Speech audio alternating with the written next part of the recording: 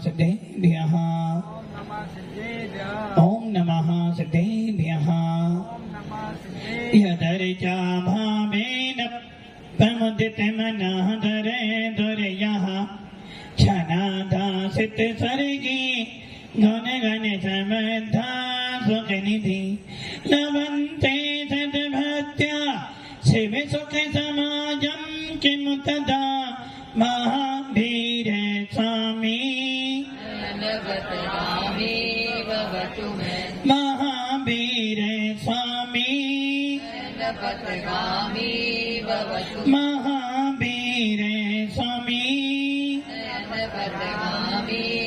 गुरुवः पंचनो नित्यं ज्ञान दर्शन नायिका चारित्रानं गंभीरा मोक्षे मार्ग देशिका पंच परमेष्टि भगवान की एक राधिनाथ भगवान की अंतिम शासन प्रति भगवान महावीर स्वामी की आचार्य श्री कुंद कुंद भगवंत की आचार्य श्री विमल सागर जी महाराज की आचार्य गुरुदेव सरस्वती सागर जी महाराज की 3 करोड़ मुनि राजों की दुआ दशांजलि माता की। और जब हमें बिना कुछ किए हुए कोई अच्छी चीज की प्राप्ति होती है तो हमें खुशी होती है नहीं होती है? खुशी होती है ना। और हो सकता है हम खुशी के मारे उछलने भी लगे, हो सकता है ना।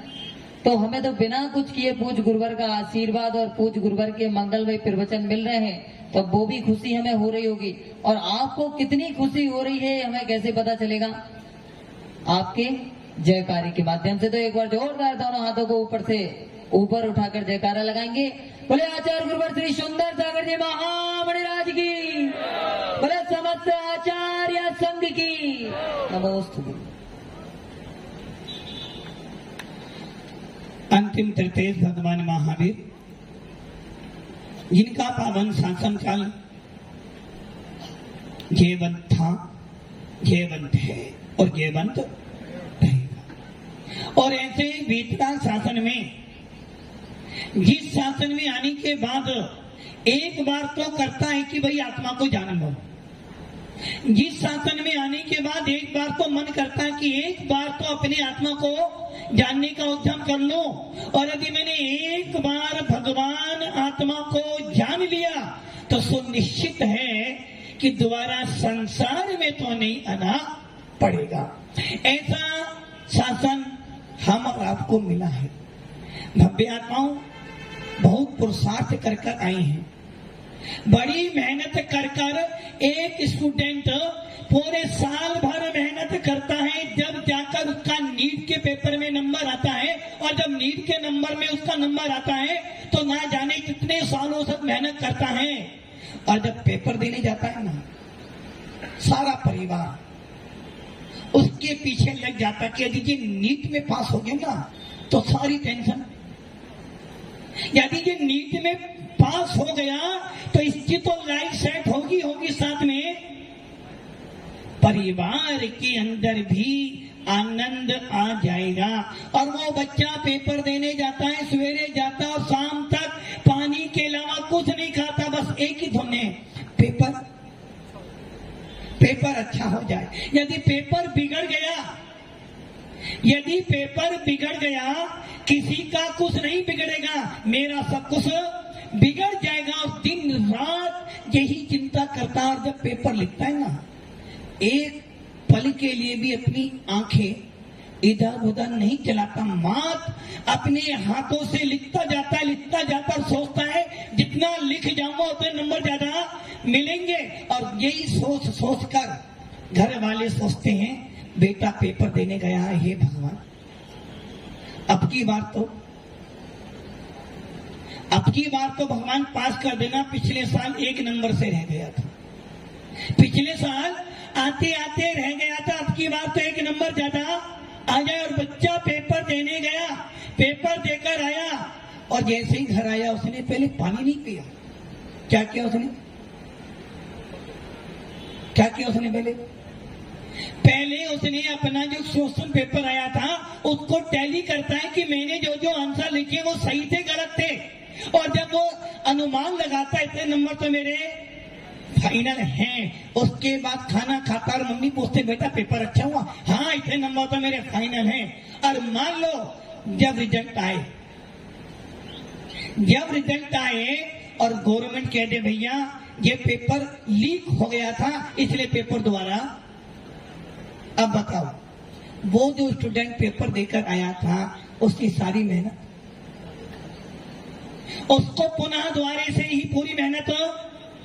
वैसे ही तुझे भी जिन शासन मिला है, वीतराग धर्म मिला है और इस धर्म को पाकर तूने सारा कुछ कर लिया। निगोद से निकलकर मध्य लोक में आ गया, एक इंद्री से निकलकर पंच इंद्री बन गया और रागी देशियों को पूछते पूछते वीतरागियों के पास आ गया, निर्गंतों की शरण में आ गया, जिन शासन को पा गया। और उसके बाद भी यदि तू पेपर में पास नहीं हो पाया तो समझना जो हाल उस नीट के बच्चे का हुआ था वही हाल तेरा होने जा रहा है। भव्य आत्माओं, जब तक तेरे अंदर भेद विज्ञान नहीं आएगा तब तक तेरे को अपनी लाइफ सेट करने की बुद्धि नहीं आएगी। जब तक तुझे मिथ्यात्व कर्म का उदय है तब तक तू सुमरण करने के भाव नहीं बना सकता। जब तक तेरे को राग देश में आनंद आ रहा है तब तक तू कभी समाधि मरण की भावना नहीं भा सकता। और जो समाधि मरण की भावना नहीं भाएगा वो कभी मोक्ष नहीं जा सकता। नमीनाथ भगवान जिन्होंने आत्मोपलब्धि को प्राप्त किया, नमीनाथ भगवान जिन्होंने कर्मों का अंत किया, किंतु कर्मों का अंत कल करो या आज करो या परसों कर लेना, जब तक भेद विज्ञान नहीं होगा तेरे कर्मों के अंत होने की बुद्धि भी आने वाली नहीं है। इसलिए भव्य आत्माओं, निर्माण प्राप्त करने के लिए, पंडित मंडित मरण करने के लिए तुझे मृत्यु महोत्सव तो करना अनिवार्य है। इसलिए आचार्य भगवंतों ने हर शास्त्रों में, भले वो धवल हो, तिलो पंडिती हो, समय सार हो या भगवती आराधना हो, मरण की चर्चा तो की है, क्योंकि बिना मरण किए तेरा भव सुधरने वाला नहीं। इसलिए हर आचार्य कहते हैं भैया जीवन भर की मेहनत का सार है सुमरण हो जाना, और एक बार सुमरण कर लिया तो फिर तुझे संसार में ज्यादा भटकना नहीं पड़ेगा। आचार्य समदभद्र स्वामी जिन्होंने अपने रतन करण साकाचार में पूरी चर्चा किसकी की है? किसकी की है? आचार्य समदभद्र स्वामी ने पूरी चर्चा पवन जी आप लोगों के लिए की है कि आप लोग अभी श्रावक नहीं हो, इसलिए जो श्रावक नहीं है वो मोक्ष मार्ग का अधिकारी नहीं है, और जो श्रावक बन जाएगा वो ही मोक्ष मार्ग का अधिकारी हो सकता है।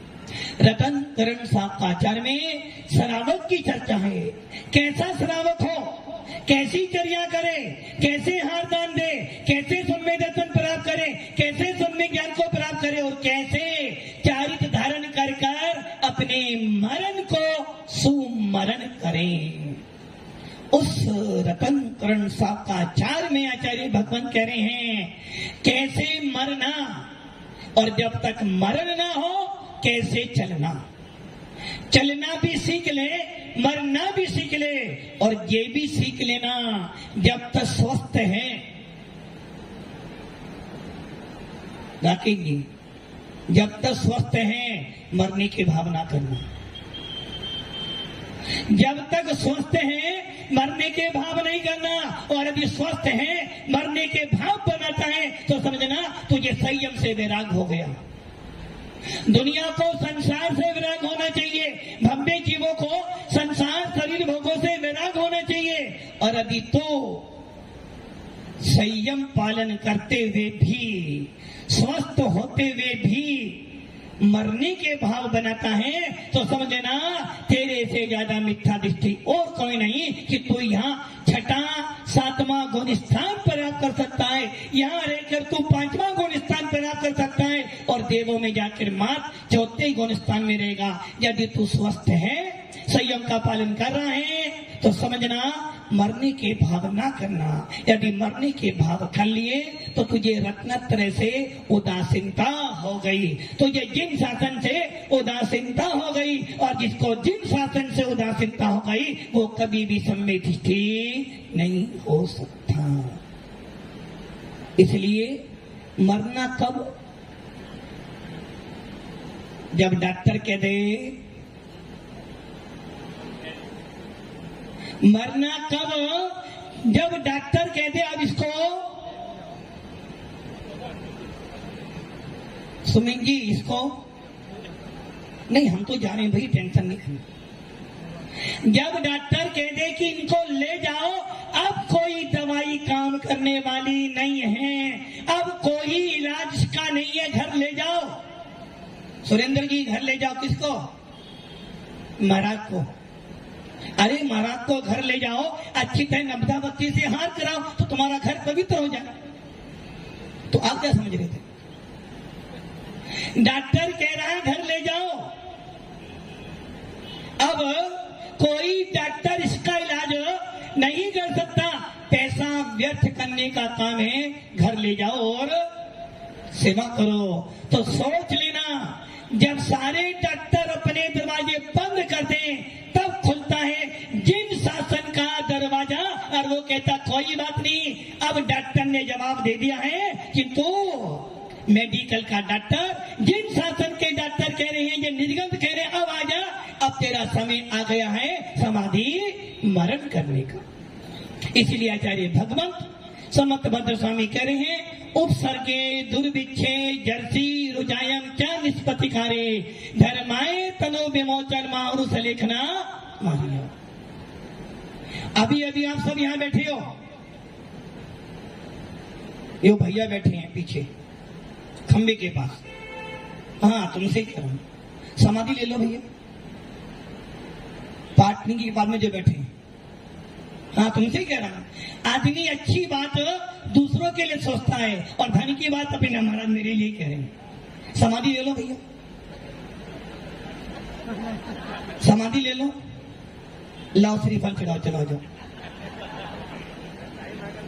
देखो क्या करें, टाइम आया जब लूंगा, मतलब कि अभी इनका टाइम हो, अभी मैं स्वस्थ हूं। जिस दिन डॉक्टर कह देगा भैया अब तेरा कोई इलाज नहीं, उस समय क्या करना? सलेखना के भाव बनाना। दादाजी केसर वाले, अब तो बाल पूरे वाइट हो गए हैं, क्या समा भी आ गए हैं घुटने, अब तो सलेखना कर लो, ले लो। कह रहे सोचूंगा महाराज, अभी तो मैं जवान हूं, अभी कैसे समाधि कर लूं मैं? मतलब कि जो आपकी धारणा बनी है ना, जो आपकी धारणा बनी हुई है कि सलेखना कब लेना, अरे भैया सलेखना लेने के भी चिन्ह हैं। जिस प्रकार दीक्षा लेने की भी उम्र होती है, दीक्षा लेने की भी उम्र है और मरने की भी उम्र है। कोई हमसे कहते हैं महाराज समाधि ले लो, आप महाराज समाधि ले लो, मना कर, जबकि इनको तो समाधि लेनी चाहिए। अरे भैया समाधि तो चल रही है, किंतु जिस समाधि की बात आचार्य समर्थ भद्र स्वामी कर रहे हैं कि अंतिम समय में सलेखना धारण करना, उसके लिए आचार्य कह रहे हैं सलेखना कब करना? अब तो बुढ़ापा आ गया ना, अब तो ले लो। नहीं, सलेखना लेने के भी कुछ सिस्टम है। जिस प्रकार रोग होने का सिस्टम क्या है, यदि कोई बीमार पड़ेगा सबसे अच्छा सिस्टम वेद क्या बताएगा? यदि तुम बीमार हो तो कैसे मालूम पड़े तुम बीमार हो? हाँ नीरज भैया बीमार हो कैसे मालूम पड़ेगा? जब भी किसी डॉक्टर के पास जाओगे, वैद्य के पास जाओगे, सबसे पहले पूछेगा तेरा पेट साफ है? पेट साफ मतलब मल का विसर्जन अच्छी तरह हो रहा है। यदि तेरा मल का विसर्जन अच्छी तरह हो तो तेरा पेट बढ़िया है, जिसका पेट बढ़िया होगा उसका मस्तक उसी प्रकार जब तक तेरा शरीर स्वस्थ है, जब तक तेरी पांचों इंद्रियां काम कर रही हैं, तब तक तू स्वस्थ है। अस्वस्थ व्यक्ति सलेखना की तैयारी तो करता है किंतु सलेखना नहीं लेता। हमारी मानता क्या बन गई है? अरे डॉक्टर के पास गया था, ननी लग रही है, ऐसो में था, कुछ सोचता नहीं है, कुछ बोलता नहीं, कैसे सलेखना दे दे? अरे वही तो अवस्था सलेखना की है। अंतिम पंक्ति में आचार्य क्या कह रहे थे? उपसर्गे दुर्विच्छेद जर्सी रुजायंता निष्पत्तिकारे धर्माए तनो विमोचन, धर्माए तनो विमोचन माहौर सलेखना मारिया। जब पूरी तरह से ये निर्णय हो जाए कि अब ये व्यक्ति अधिक समय तक, अब ये महाराज बैठे हैं 80 साल के, कितने साल के हैं? 80 साल।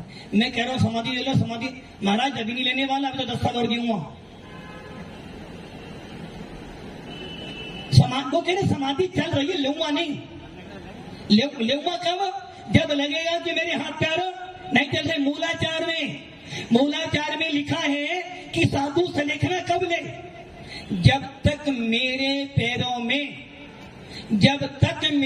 पैरों में खड़े होने की सामर्थ्य है, जब तक मेरा जंगा बल नहीं टूटा है, तब तक मैं सलेखना नहीं ले सकता। जब तक मेरी इस नेत्रों से अच्छी तरह दिखाई दे रहा है, कितना दिखाई देना चाहिए? इतना तो दिखाई देना चाहिए कि जब मैं आहार करना जाऊं तो मुझे ये दिखे कि मैं क्या खा रहा हूं। जब मैं स्वाध्याय करूं तो मुझे जिनवानी दिख जाए, और जब मैं किसी भगवंत को देखूं तो अंतर की आत्मा से भगवान दिख जाए। अब इतना दिख रहा है तो मैं स्वस्थ हूं, और जिस दिन ये भी बंद हो जाएगा उस दिन मैं सलेखना धारण कर लूंगा। महाराज जी ये गलत नहीं होगा। जीवन भर तो है पैसा, है पैसा, है पैसा। सुमित भैया, नीचे नरक के ऊपर स्वर्ग है और सामने गुरुजी हैं। है पैसा, है पैसा, है पैसा। पैसा कर करके कभी दान नहीं दिया, कभी मंदिर नहीं गया, और कभी भगवंतों के चरणों में नमस्तो नहीं किया। और ऐसा जीव भी यदि अंत समय में सलेखना के भाव बना ले तो समझ लेना उसको भी सलेखना करने का अधिकार दिया गया है। और जिसने जीवन भर मंदिर आया, जीवन भर साथ स्वाध्याय का, जीवन भर मुनियों की सेवा की, हो सकता है अंत समय में उसे नमोकार मंत्र सुनने के भाव भी ना बने।